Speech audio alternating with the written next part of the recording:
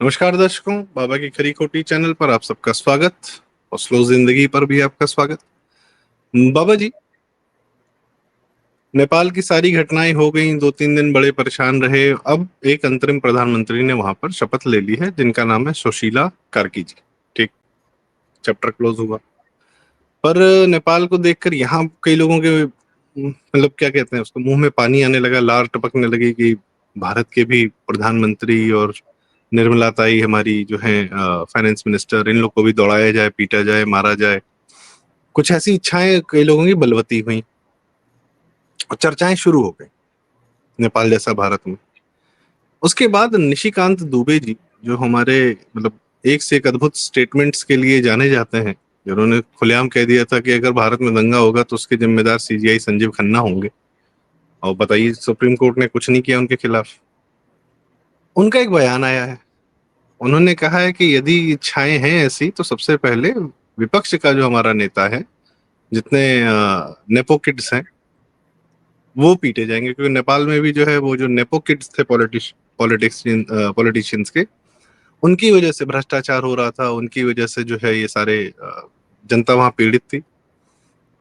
तो ये जो धमकी दी गई है, ये जो बात कही गई है, धमकी तो वो खैर वो आप बेहतर बताएंगे कि निशिकांत दुबे जी एग्जैक्टली क्या कह रहे हैं, किसको कह रहे हैं, और क्या ये बात निशिकांत जी ही कह रहे हैं, बाबा जी? सुदीप भाई, जिस दिन ये शुरू हुआ था उस दिन से मेरे सारे वीडियो उठा के देख लीजिए। मैं तो डे वन से मेरी तो सारी थंबनेल से एक ही बात कह रहे हैं कि ये बहुत भारतीय विपक्ष के लिए बहुत चिंताजनक बात है। विपक्ष को चिंतित हो जाना चाहिए। और ये जितने लोग कह रहे हैं ना कि नेपाल में हो गया, भारत में कब होगा, भारत में कब होगा, अरे भैया पहले जरा एनालाइज कर लो नेपाल में हुआ क्या है, फिर बात करना। अच्छा, एक बात नहीं है, अभी इधर कल से इनकी सुर बदल गए, आपने नोट किया? परसों तक ये प्रलाप जो हो रहा था भारत में कब होगा, अब कोई नहीं कह रहा है भारत में होगा कि नहीं होगा, होगा तो कब होगा। और निशिकांत दुबे ने बड़ी अच्छी बात कही है। इस बात, मेरी बात को मुझे लगता है कि निशिकांत दुबे ने एकदम हूबहू दोहरा दिया है। आपको याद होगा हमारे यहां द हिंदू अखबार ने की जो हेडलाइन थी, मैं वो पढ़ देता हूं आपको। उसने कहा था करप्शन और नेपोटिज्म के खिलाफ जेन जी का विद्रोह है। तो भैया करप्शन का कौन सा चार्ज मोदी पे लगाओगे? अगर करप्शन के खिलाफ विद्रोह करना होगा तब तो 2G स्कैम, कोयला स्कैम, जीजाजी स्कैम कर्नाटक में चल रहे हैं स्कैम, हिमाचल में चल रहे हैं, छत्तीसगढ़ में चल रहे हैं। छत्तीसगढ़ में चला था भूपेश बघेल का वो वाला कौन सा स्कैम था, महादेव ऐप स्कैम जी।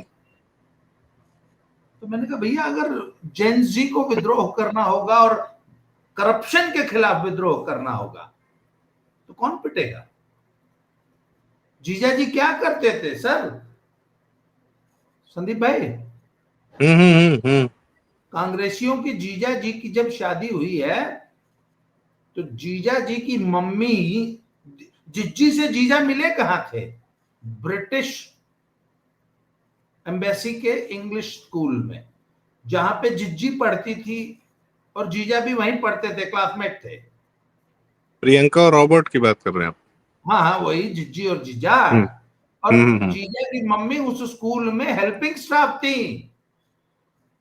और सिर्फ स्टाफ, जैसे हमारे यहाँ भी स्टाफ के बच्चों को, एक या दो बच्चों को हम फ्री एजुकेशन देते हैं अपने स्कूल में, तो स्टाफ के बच्चे को एडमिशन मिल गया तो जीजा जी का उस चक्कर में एडमिशन हो गया था। अदरवाइज जीजा जी के पिताजी की मुरादाबाद में पीतल के बर्तनों की एक छोटी सी दुकान थी। आज जीजा जी अरबपति हैं। कौन सा बिजनेस करके जीजा जी अरबपति हो गए जी? और लोग कहते हैं कि साहब नेपो किड्स। वो रामचंद्र गुहा ने आज कहा है कहीं, 5th जनरेशन नेपो किड है राहुल जी। राजवंश। राजवंश। राजवंश। मोदी जी उनको नामदार कहते हैं सबको। तो इन नामदारों, भैया मोदी जी तो चाय बेच के गरीब आदमी यहां तक पहुंचा, और अभी भी कहता है हम तो क्या, हमारा क्या है जी, हम तो फकीर है, झोला उठा के चल देंगे। और आज तक कोई माइकलाल पैदा नहीं हुआ। मोदी पिछले 23 साल से सार्वजनिक जीवन में तो चले 50, 55, 60 साल से हैं, 23 साल से तो संवैधानिक पदों पे, सर्वोच्च पदों पे बैठे हैं। 13 साल तक गुजरात के सीएम और 11 साल का से देश का पीएम। आज तक 1 रुपए का भ्रष्टाचार का कोई दाग नहीं है। और न अपने पूरे खानदान को राज्यसभा, लोकसभा, हाई सभा, हाई मंत्री, हाउ मंत्री, हाउ संतरी, पूरा खानदान। सर मोदी जी पर तो नहीं है, उनके मंत्रियों पर भी नहीं है। मनमोहन सिंह भी बड़े शरीफ माने जाते थे, और नीचे क्या खुला खेल चल रहा था। यहाँ तो सीधी बात है भाई कि न खाऊंगा न खाने दूंगा, तो नीचे किसी मंत्रालय पर है ही नहीं दाग। राजनाथ सिंह के बेटे को टिकट लेने में जोर लगाना पड़ा था, बड़ी मुश्किल से टिकट मिला था। तो भैया नेपो किड्स के खिलाफ जिस दिन हमारी जेन जी क्रांति करेगी, तो सबसे ज्यादा नेपो किड तो तुम्हारे खानदान में है, सबसे ज्यादा नेपो किड तो मुलायम सिंह के खानदान में है, सबसे ज्यादा नेपो किड तो लालू के खानदान में है, सबसे ज्यादा नेपो किड तो करुणानिधि के खानदान में है। और नेपो किड तो ऊपर कश्मीर से लेकर कन्याकुमारी तक आप कहिए, मैं गिनाना शुरू करूं, nepo kids, nepo wife, nepo भांजा, नेपो भतीजा। सर सबसे ज्यादा नेपो किड्स तो लालू के खानदान में, सबसे ज्यादा किड्स भी लालू के खानदान में है। तो सबसे ज्यादा पिटाई किसकी होगी? अगर जेन जी पीटने पे आएगी, कौन सा बिजनेस करते थे लालू?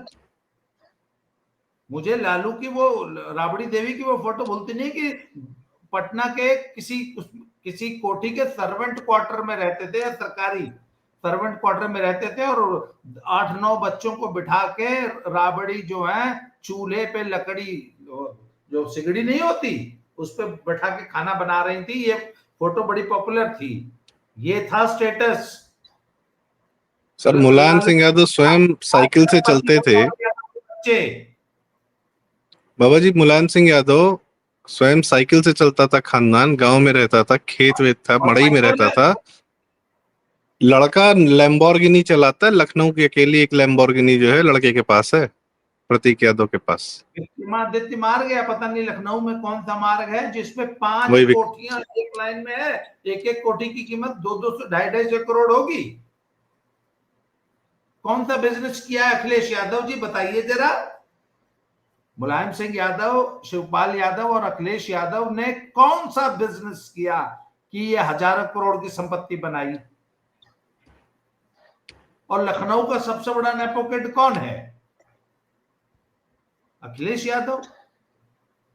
तो अगर निशिकांत दुबे कहते हैं कि भैया हिंदुस्तान में अगर कोई जैन जी क्रांति हुई तो सबसे ज्यादा तुम ही पिटाओगे, और उन्होंने तो हमारी बकायदा कुछ क्या है, एक एक दुकान, एक एक मकान, एक एक लखनऊ और नेपाल में क्या हुआ, चुन चुन के। अच्छा, अब मेरा एक ऑब्जर्वेशन है, निशिकांत दुबे ही बोल रहे थे या कोई और बोल रहा था? ये बोल कौन रहा था? बोल उनके थे सर, शब्द किसी कहीं और से थे। स्क्रिप्ट कहीं से आई थी। आपको नहीं लगता कि सरेआम धमकी दी गई है कि बेटा इंडिया में कुछ मत ट्राई करना? Was it not a threat उन लोगों को मोर जो देन अ कि थ्रेट सर। तो आप क्या कहेंगे नेपाल और बांग्लादेश की स्थिति, नेपाल और बांग्लादेश की स्थिति यदि बनेगी, और मैं आपके चैनल पर ऑन रिकॉर्ड ये बात कह रहा हूं सबसे पहले गांधी परिवार भागता हुआ नजर आएगा, उसके बाद जितनी परिवारवादी पार्टी है, चाहे वो उद्धव ठाकरे साहब हो, अखिलेश यादव साहब हो, स्टालिन साहब हो, लालू प्रसाद यादव साहब हो, ममता जी हो, एक आदमी इस देश में नहीं नजर आएगा। सभी लोगों को लगता है कि ये राजतंत्र बड़ा बोल नहीं रहे है, हैं। राजा का बेटा राजा नहीं बनेगा। रहे यही बांग्लादेश में हुआ परिवारवाद के आप खिलाफ। कह रहे हैं कि अगर ये जेनजी टाइप का आंदोलन यहाँ होता है तो सबसे पहले गांधी परिवार, स्टालिन परिवार, यादव परिवार ये भागता हुआ नजर आएगा यहाँ से। एक भी आदमी नहीं नजर आएगा, सभी के मकान जलाए जाएंगे, सभी के दुकान जलाए जाएंगे, सभी को, मैं आपको बताऊं कि सभी को दूसरे देश में शरण लेनी पड़ेगी। यदि इस तरह का माहौल जिस तरह से राहुल गांधी विपक्ष के साथ मिलकर करना चाहते हैं और जिस तरह की बयानबाजी संजय राउत जी और संजय सिंह जी कर रहे हैं, यही होना है। और मैं आपके चैनल पर ऑन रिकॉर्ड ये बातें कर रहा हूँ, यही होना है। परिवारवाद के खिलाफ यदि लड़ाई होगी भारतीय जनता पार्टी को छोड़कर और कम्युनिस्ट पार्टी को छोड़कर, इस देश में कोई दूसरी पार्टी नहीं है जो परिवारवाद में विकसित नहीं है। एक अध्यक्ष हटता है। सर दिल्ली में शब्दावली पर कुछ बताएं सर। बाबा जी आप इनके शब्दावली और टोन की बात कर रहे हैं, जो कहा है वो तो कहा है, टोन। सर वो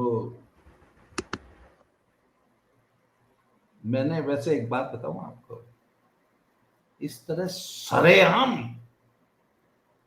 पूरे एस्टैब्लिशमेंट को थ्रेट करना मैंने जीवन में पहली बार देखा है। ये तो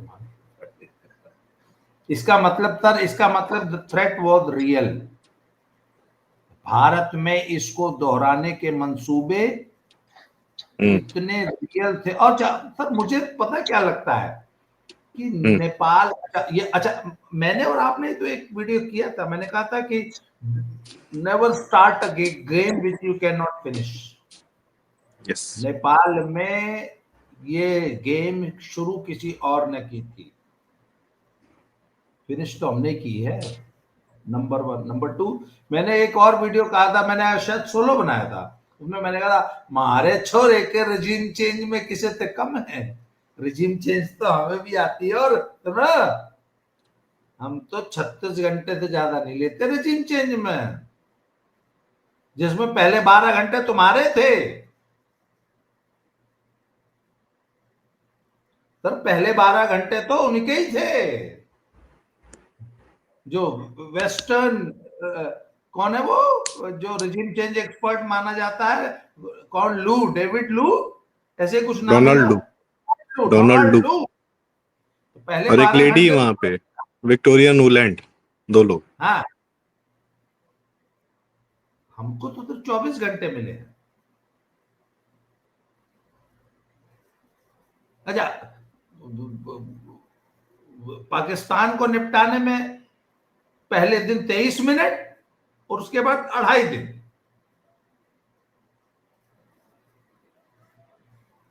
टोटल ऑपरेशन 80 मिनट का था, दोनों दिन। हाँ, 3 दिन का जी जी। तो एक्चुअल ऑपरेशन था वो इतनी देर का था। तो सर इससे एक बात बताऊं आपको, ये जो भी लोग जो सोचते थे कि कुछ छपरी लौंडों को उतार के हम रजीम चेंज कर देंगे, तो इतनी ऐसी थ्रेट, आपको याद है वो गॉडफादर फिल्म में वो जो सीन है जिसमें माइकल, घोड़े वाला, नहीं माइकल, हाँ घोड़े वाला भी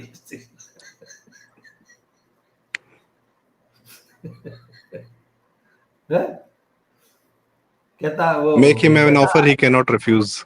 I'll make an offer he cannot refuse। दूसरा वो जो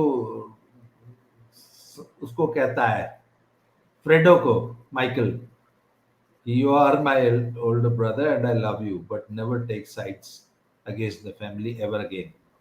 बाद में वो एक, जब वो एवर बोलता है ना तो उसकी आंखें देखी, एवर, तो उस लेवल का थ्रेट था। और एक बात बता दूं, थोड़े दिन और करेंगे वोट चोरी, और आज के बाद मैं बता रहा हूं, आज के बाद हिंदुस्तान में कोई नेपाल, बांग्लादेश और श्रीलंका का नाम नहीं लेगा सर। ये तो इस टोन से, निशिकांत जी की इस बात से ये तय कर दिया गया है कि जितनी जिसकी आग लगी थी सब पे एकदम समंदर भर पानी डाल दिया गया है कि बाबू शांत हो जाओ। हाँ, दुकान जलाए जाएंगे, मकान जलाए जाएंगे, ये दो शब्द का बाकायदा कहा गया। जाहिर सी बात है सर कि इन लोग के दुकान वकान बहुत हैं। दुकानदारी है सर, इनके दुकान नहीं है, इनकी तो दुकानदारी है ना। देश बेचना नहीं, देश बेचना, देश बेच। अच्छा, एक मिनट, नेपाल में विद्रोह हुआ क्योंकि अपने लेविश लाइफस्टाइल को शो ऑफ करते थे। सबसे लेविश लाइफस्टाइल तो राहुल जी का है। वो आदमी एक महीने में 3 बार विदेश यात्रा करता है, छुप के करता है, गुप्त यात्राएं होती हैं। आज तक कभी किसी ने पूछा, किसी ने बताया है? सर विदेश यात्रा फिर भी बहुत लोग कर लेते हैं जिस प्रकार जी। दिल्ली शहर में विलासिता का सबसे बड़ा प्रतीक तो शीश महल था, यस, जो केजरीवाल ने बनाया था। अभी बेटी की शादी कैसे की है सर केजरीवाल ने? हाँ, पति पत्नी दोनों IRS अधिकारी थे, नौकरी छोड़ दी, बेटी की शादी थी, शांग्रीला होटल में 50 करोड़ की शादी की उसने। पूरा जो कपूरथला हाउस बुक हुआ था, वो पंजाब का कपूरथला हाउस जो कि दिल्ली में मौजूद है, महाराजा कपूरथला का पुराने जमाने का, अंग्रेजों के जमाने में पैलेस होता था, जो कि आज का एक तरह से पंजाब हाउस कहलाता है। वहां पे पंजाब की बड़ी बड़े जलसे, मीटिंग और पंजाब सरकार का जो एक तरह से दिल्ली में जो अड्डा है, वो पूरा बुक था उसकी बेटी की शादी के लिए। और शंग्रीला होटल 7 स्टार होटल है, पता नहीं कितने हजार लोगों के लिए बुक था। तो विलासिता का सर, और ये केजरीवाल वही था ना जो अखबार बिछा के नई दिल्ली रेलवे स्टेशन पे सोता था सिसोदिया के साथ और कहता था कि मैं तो शिवगंगा एक्सप्रेस से जब उतरा था तो मैं तो 500 रुपए लेके आया हूं चुनाव लड़ने के लिए। तो सर निशिकांत दुबे की जो चेतावनी है ना, अच्छा मुझे लगता है वो चेतावनी मिल भी गई है सर। वो एक होता है ना कि cut the crap, chapter close. ना, बिल्कुल नॉट एनी मोर। सारी क्रांति, उन्होंने कहा था सारी क्रांति पिछवाड़े में घुसेड़ दूंगा।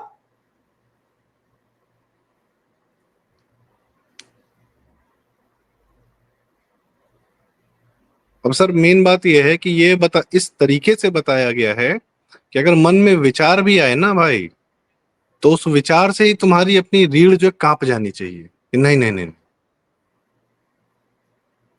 और आपकी बात एकदम सही थी भाई, भीड़ को तो सबका पता है, कुछ अगर थोड़ी भीड़ राइट गई और ज्यादा लेफ्ट आ गई तो क्या करोगे? नहीं, भीड़ खाली सांकेतिक रूप से शुरुआत करेगी राइट से, फिर लेफ्ट चली सर जाएगी। एक बात और बाबा जी, एक बात और, इनको एक बड़ी गलत फहमी है सर कि भीड़ जुटाना सिर्फ इनको आता है। सर आपको याद होगा जब ये सिंगू बॉर्डर पे बैठे थे या जब शाहीन बाग पे बैठे थे, तब भी मैंने एक वीडियो बनाई थी। वो एक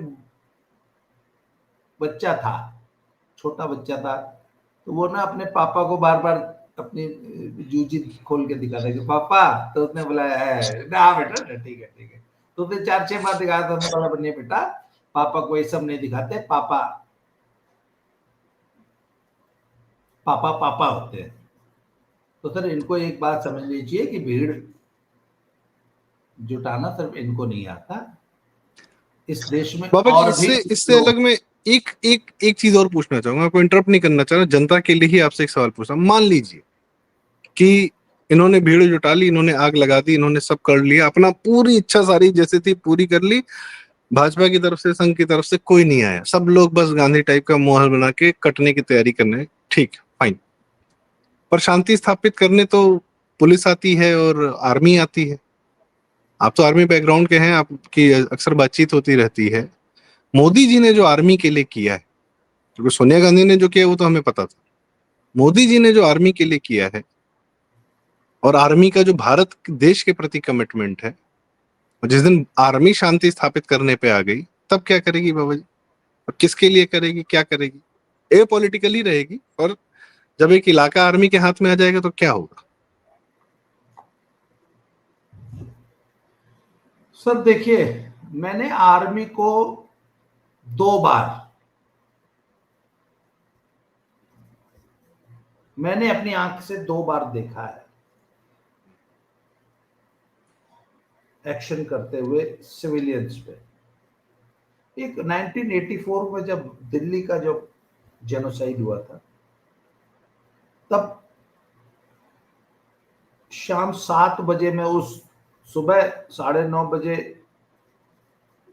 इंदिरा जी पे हमला हुआ था, शाम 6 बजे में दिल्ली पहुंचा था। शाम 6 बजे से लेके और अगले 5 दिन तक का पूरा घटनाक्रम मेरी आंख के सामने हुआ है।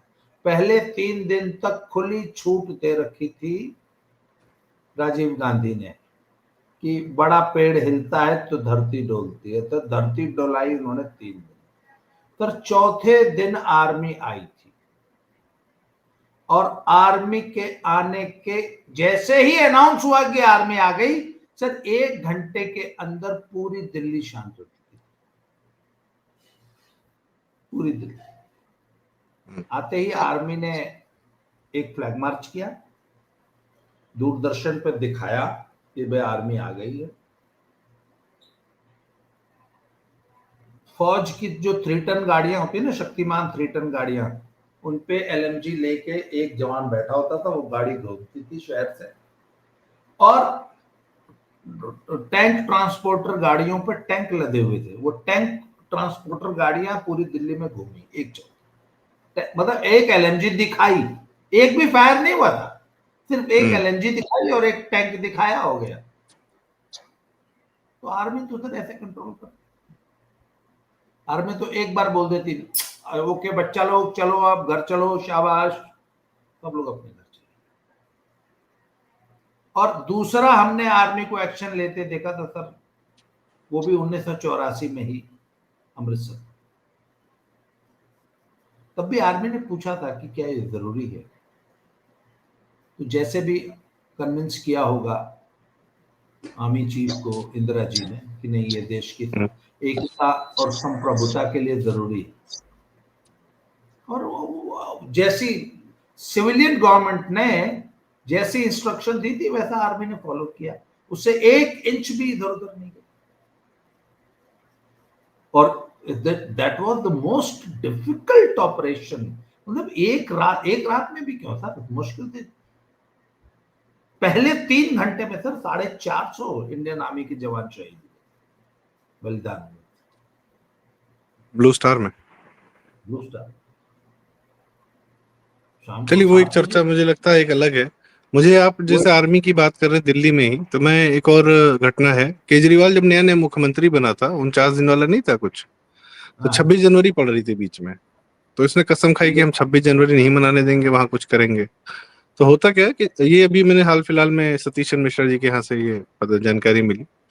तो होता क्या है कि वो 26 जनवरी में वो एरिया पूरा जो मार्च के लिए होता है वो आर्मी को सौंप दिया जाता है कि now you are in charge for जो भी 3-4-5 दिन के लिए, क्योंकि उनका सारा सामान होता है, मिसाइल्स होती हैं, सब चीजें होती है वहां पे। तो ये धरना दे रहा था वहां पे, आर्मी की तरफ से कोई आया होगा, मतलब ठीक ठाक लेवल का अधिकारी, बहुत बड़ा नहीं बहुत छोटा नहीं, ठीक ठाक लेवल का, बोले भाई ये बंद कर दो, दोबारा पूछने नहीं आएंगे। सब भाग गया। दिल्ली का सीएम तो धरना प्रदर्शन कर रहा था, तुरंत भाग गया। तो जाहिर है जो आप कह रहे हैं कि भाई एक फायर की भी आवश्यकता नहीं पड़ेगी, और फिर उसके बाद आर्मी ही क्यों सर, PAC है, यूपी पुलिस है, दिल्ली पुलिस है, दुनिया भर की कोई पैरामिलिट्री कम है, नहीं। हाँ, दुनिया भर की पैरामिलिट्री, RPF है, मतलब कि पागल थोड़ी है ये लोग कि तुम कर लोगे तो फिर तो करने देंगे। ठीक है, तो मुझे लगता है कि ये चीज जो है बहुत क्लियरली बता दी गई है, और अब इस प्रकार की चर्चा करने वाले जो जितने लोग हैं, जिसकी इच्छा रखने वाले लोग हैं, भाई ये तुम फिर ये वही वही बात आ जाती है कि राजू श्रीवास्तव जी के मोड में कि हाँ ये कर लो, पहले बतियाना बतिया लिया, एक शब्द आया निशिकांत दुबे जी से और ये मामला पटाक्षेप हो गया, खत्म कहानी। अब न इच्छाएं जागृत है, न कोई कुछ इस प्रकार की बात कह रहा है। सर मैं ये मानता हूं, मेरा बाबा जी। ये मानना है कि ये टीवी पे बोलने से पहले ना सरकार ने अपने संदेश वाहकों से ये बड़े बड़े घरानों तक ये संदेश पहुंचा दिया कि कोई मिस एडवेंचर प्लान मत कीजिए, इस मामले में हम तुम्हारे बाप होते हैं। अभी मणिपुर में सर इतना कुछ हो रहा था, ट्रेन पहुंची, आज प्रधानमंत्री पहुंचे, पूरा एकदम बढ़िया माहौल बना दिया है। पिछले साल लग रहा था कि आग ही लगा दी जाएगी, आज काम कंप्लीट करके कई सारे हजार करोड़ के प्रोजेक्ट्स वहां शुरू कर दिए गए, ट्रेन पहुंचाई पहली बार 75 साल में। तो प्रधानमंत्री जी कह रहे भैया हमको अपना कंस्ट्रक्टिव काम करने दो, हाँ, हम हमको अपना मत काम छेड़ो। हमको मत छेड़ो। भाई सऊदी अरब गए थे प्रधानमंत्री जी, पहलगाम कर दिया तुमने, बीच में आना पड़ा, और जब आए हैं तो फिर देख लो, तब से अमेरिका भी बाएं बाएं कर रहा है कि भाई ये तुमने ऑपरेशन सिंदूर करके क्या किया। तो बात वही कि शुरू करोगे तो फिनिश करेंगे, फिर शुरू मत करो बस। हाँ, ये वाली जो बात है निशिकांत दुबे जी की, ये चेतावनी क्या मैं यही है कंक्लूडिंग रिमार्क बाबा जी कि शुरू मत सर कर मैं लेना मोदी, बस। नहीं देखिए, एक तो मैं बड़े स्पष्ट बोलता हूँ, मैं छुपा के बोल नहीं पाता। मुझे ऐसा लगा कि वो निशिकांत दुबे नहीं बोल रहे थे, वो मोदी जी बोल रहे थे। नहीं नहीं नहीं सर, नहीं नहीं, वो अमित शाह बोल रहे थे। नहीं सर, अमित शाह भी कुछ भी बोलते हैं, वो मोदी जी से लिखवा के लेके आते हैं। वो अमित शाह ही बोल रहे थे। और सर मोदी जी की मैं एक कला की का कायल हूं, हम्म। वो फिनिश बहुत अच्छा। अच्छा सर, मैं थोड़ा सा लाइटर मोड में मैं आपको बताऊं, जी जी। ये जो बहुत बड़े बड़े आर्टिस्ट होते हैं ना, जो आजकल ठेके पे पेंटिंग्स भी बनती हैं, तो वो क्या करते हैं कि अपने जो वो एकेडमी चलाते हैं, इंस्टीट्यूट चलाते हैं ना, जो पेंटर्स होते हैं बड़े बड़े, तो वो क्या करते हैं अपने चेलों को बोल देते हैं कि ये इतना आउटलाइन भर दो, वो सब भर देते हैं, फिर वो गुरुजी आते हैं, सिर्फ फिनिशिंग करते हैं, फिनिशिंग टच देके फाइनल पेंटिंग, और उनके नाम से फिर वो बिकती है, लाखों करोड़ों में बिकती है। वो 90% काम उसमें चेलों ने किया होता है, वो खाली फिनिशिंग टच देते हैं। ये मुझे एक बड़े पेंटर ने बताया था, जिनकी पेंटिंग अभी इस वक्त 10 से 15 लाख की एक बिकती है, पूना में रहते हैं, उन्होंने मुझे बताया था कि ये, मैंने पूछा एक पेंटिंग आप लोग कितने दिन में बना लेते थे, तो बताया था कि आजकल तो ये भी चलता है। मोदी जी फिनिश बहुत अच्छा करते हैं, किसी भी प्रोजेक्ट को जब हाथ में लेते हैं तो, और मैं बाय गॉड नेपाल का जो फिनिशिंग टच था ना, वो it was wonderful, excellent, classic. और सर उन्होंने फिनिश किया नेपाल में, मैसेज गया पूरे इंडिया में, ये खूबसूरती है। वैसे सर चूंकि आज का दिन है 13 सितंबर, आज ही के दिन राजनाथ सिंह जी ने प्रेस कॉन्फ्रेंस करके मोदी जी को प्राइम मिनिस्टर कैंडिडेट 2013 में घोषित किया था। तो चूंकि बात हो रही फिनिशिंग की, तो सर वही देखिए, वहां से शुरुआत की और कहाँ तक फिनिश करते जा रहे हैं। कोविड भी है, सब कुछ है, यह भी वह भी कुछ भी, लेकिन फिनिशिंग। तो इसी के साथ दर्शकों आज का वीडियो भी हम फिनिश करते हैं, और आपकी क्या राय है कमेंट्स में जरूर बताएं। और ये बड़ा सुखद रहा ये सुनना निशिकांत दुबे जी की तरफ से कि भाई साहब जो हमने आपको आवाज सुनी। बाकी देखते हैं आगे क्या होता है, कुछ कहाँ कोई नई घटनाएं होती हैं, क्या होता है, क्योंकि समय तो थोड़ा सा मंथन काल वाला चल ही रहा है। थैंक यू सो मच, आपने हमें सुना। बाबा जी का चैनल सब्सक्राइब करें, बाबा की खरी खोटी स्लो जिंदगी दोनों, वीडियो लाइक करें, शेयर करें, बस यही इच्छा, और अपनी राय हमें कमेंट्स में जरूर बताएं। नमस्कार, प्रणाम। जय श्री राम, हर हर महादेव।